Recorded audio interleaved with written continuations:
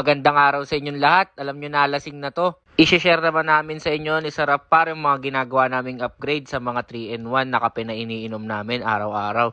Ito nga pala yung Top Cafe. Gagawin natin siyang salted butterscotch. Pwede kayong gumamit ng brand na gusto nyo, pero sa amin, Top Cafe. Yan kasi available na 3-in-1 sa amin, tsaka palm sugar yan. Sobrang dali lang na ito gawin, kayang-kaya nyo itong gawin sa bahay nyo. Nasalin nyo lang yung powder na dun sa basong gagamitan nyo, na pwede nyo lagyan ng ice. Tapos tunawin nyo muna siya sa hot water para walang buo-buo. After nyo siya haluin, syempre next na natin dyan yung yelo para maging iced coffee na siya. O, di ba nasa bahay lang kayo pero parang nakapang social na yung kape nyo.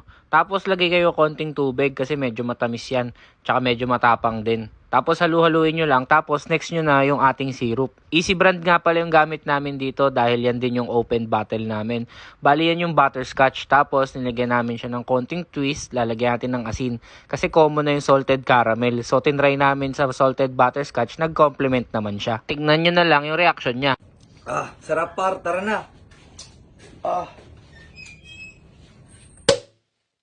So naghanap ba kayo ng mobile bar? Nagki-cater kami ng mobile bar, PM nyo lang kami para sa rate. Ayun lang, alam nyo na, lasing na to. Let's go!